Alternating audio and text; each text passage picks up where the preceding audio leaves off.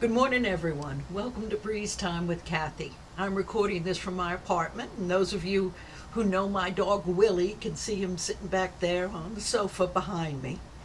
One thing he's loved that I've been on quarantine because because I'm home all the time, you know. And even though it's Michael who's been taking him walking for them walking, I have to admit it's he's considered it a real holiday to have both Michael and I to take care of him all the time. But he's always wanting to go places, so I know he's eager for the time when he can return to the Hermitage and come to work with me every day. I wanted to let you know this is the first Breeze Time since I've been officially appointed resident advocate. As you know, I've worked at the Hermitage now for about 10 years as the chaplain, but that position has always been part-time. Now I've taken on some of the duties that Kenya has had as Kenya moves up to be an associate director and is working toward her licensure as nursing home administrator. She is I am taking over that part of the duties of representing you when you have problems or concerns. So I'm very glad that I am going to be here for you. As I said, you can always get in touch with me. My extension is 3883, and it is forwarded to my cell phone, whether I'm at work or at home. So please always feel free to call me. Also, one of the things that I have been given, just kind of as one of the initial things, is we're getting close to the election. So activities has been working hard to try and get everyone who wants to vote the opportunity to vote.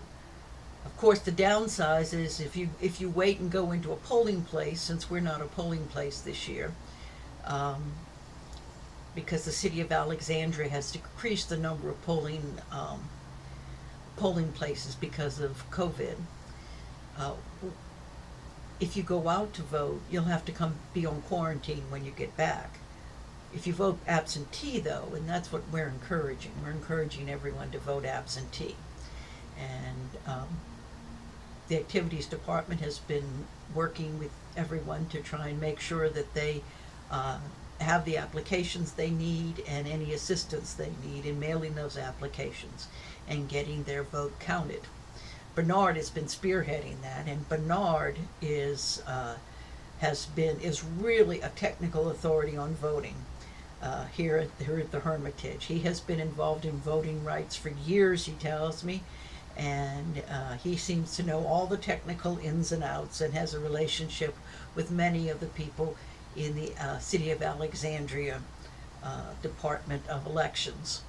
So please contact me. Let me be your point of contact if you have any problems or concerns. I'll be glad to sort of get that information, and I'll make sure that someone gets to you, possibly Bernard, if I'm not until I get back, and get you the assistance you need in whatever step of the voting process you're in. You know, voting was always important in my family. I've always, my mom and dad, I can remember, they used to go make sure they could vote, and they always took any of us children. I was the fourth of five who were old enough to vote, and we voted as a family. I can remember how proud I was the first time I was able to vote, and we came marching in there. I was 18 years, I was a little bit older than that, but we came marching in there, and I can remember the person sitting at the desk, of course, was known to me, and he said, "Oh my goodness, here come the Grants." And all five, my mom and my dad and my brothers and sisters, 5 or 6 of us, I think my sister Cindy was there too, so that would make 6 of us, all voted. But I'd been fascinated by politics, I think, in a distant way. Of course, I was only, 5 years old when John F. Kennedy was elected president. But I can remember taking his picture off the cover of Life magazine and taping it on my wall in my bedroom. And then I took a magic marker and drew a big heart on it. And I tried to write "I love you," I think. The bad news is that I use a marks a lot to do that, and went right through the paper and ruined the wallpaper and marked the wallpaper beneath. I did hear about that later on.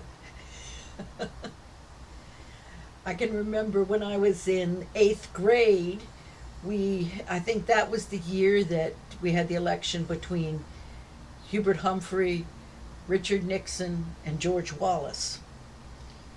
Well, we were assigned to we were going to have an election day, something or other in class, exercise in class. So I was a Hubert Humphrey supporter. So I got a Hubert Humphrey bumper sticker, and we were all going to bring in stuff, and we were going to have a little mock election, I think, in 8th grade class. And I can remember how crushed I was because one of the guys who was a George Wallace supporter took my Humphrey bumper sticker and stepped on it and squished it and everything. And I thought, oh no, that's so wrong. And, because I was very idealistic, the freedom of the vote and all. But I was too young and too naive to realize where I was. I was living in Plaquemines Parish. Plaquemines Parish was notorious for its racial prejudice of our political boss. We had a political boss named Leanda H. Perez, and he was a hardline segregationist. He was actually awful. I think I've told you some of the stories about how anti-integration he was, and he fought it tooth and nail. And when our parish priest was going to allow we had 2 mission churches in African American communities, and then the church I attended, Roman Catholic, was all white, and he was going to allow the children from the smaller African American Catholic churches to come to our church to be confirmed. Well, that wasn't going to be allowed. That was the year my brother, who's 2 years older than me, was being confirmed. In the Catholic Church at that time, you got confirmed when you were about 12 years old. And he came home and told me about this big confrontation that they were having their rehearsal for it.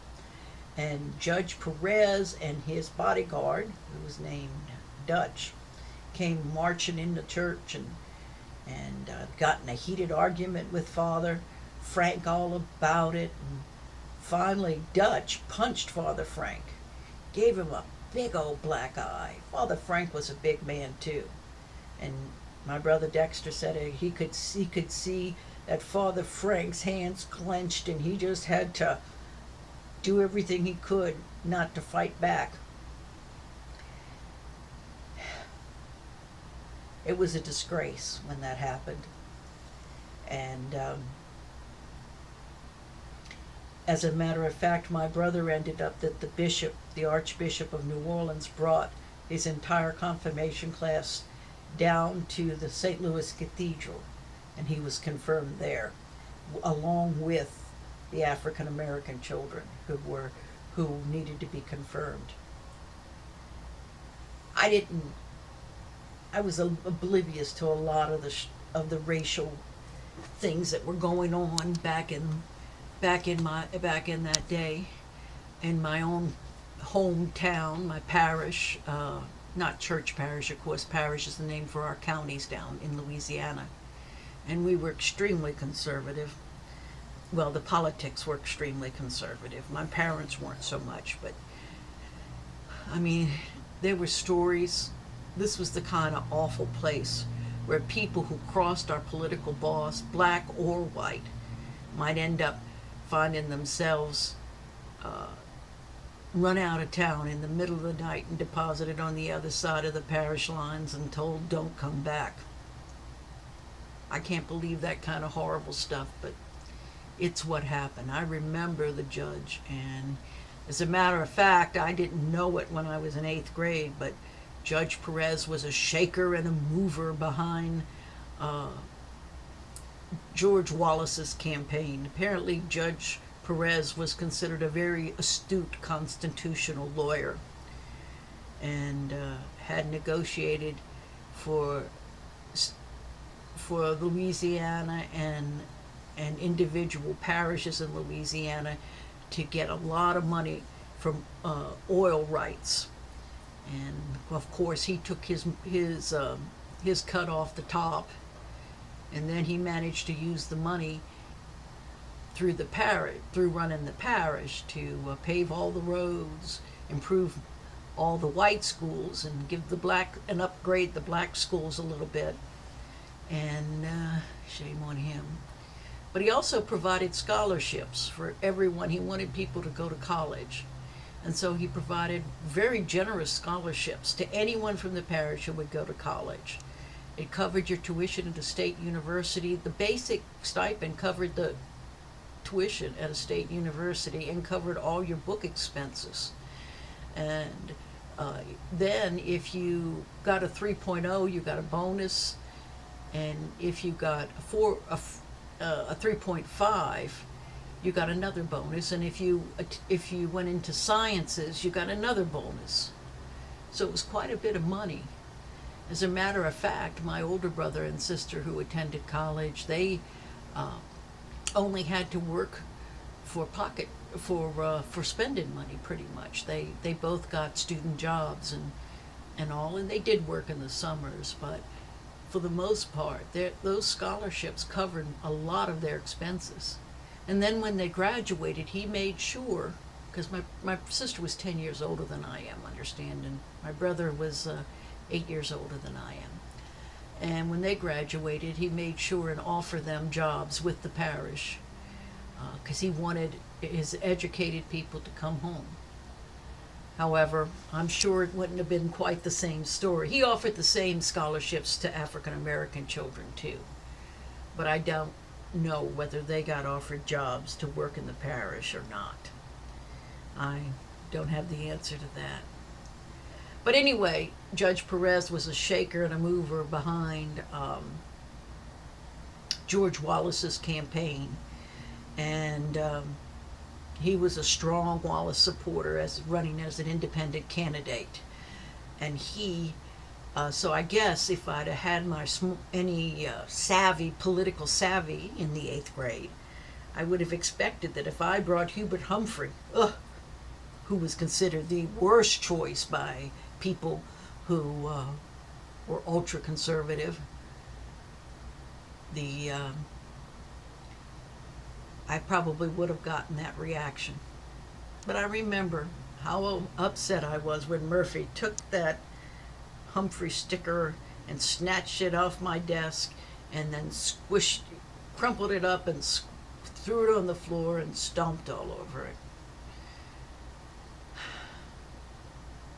I was quite intimidated. I guess it was the first time I realized that people got real emotional about these kinds of things. Of course, they always have. And whereas I had always looked at voting as something noble and wonderful, I didn't realize it could be made a power tool the way it was being made in the politics of the place in which I grew up. I guess I was just naive. But I remember how proud I was when I was able to vote in my first election. I had to wait until 1970 to vote for was it 70? No. I am getting completely lost. Anyway, I remember I had to the first election I was able to vote in was the one between Gerald Ford and Jimmy Carter. And I liked both of those candidates, and for the life of me, I'm not sure who I voted for. I think I voted for Carter, but I'm not 100% sure. I was a little, I just don't remember who I voted for. But as people, they both seem very nice, and I can't remember delving in, remember where I was in voting in that election. But I'm proud to say that in all those years since, I've never missed a presidential election. I've always been able to vote. And I'm really proud of the fact that I live in a country where people can vote. It isn't always done perfectly. And I know there's been a lot of talk about undermining the vote, which makes it even more important for all of us to vote according to our consciences. You know, one thing I've been praying, our church, in my worship services, you may have noticed we've been praying for, is for discernment. I don't presume to have any inside knowledge as to who God would choose as our leader. But I do believe that if God has given us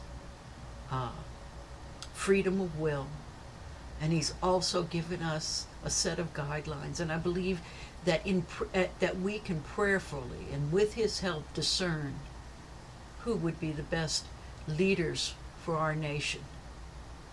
And what I've prayed for is that God will speak to the hearts of good men and women everywhere and give them the courage to stand for what is right and oppose what is wrong.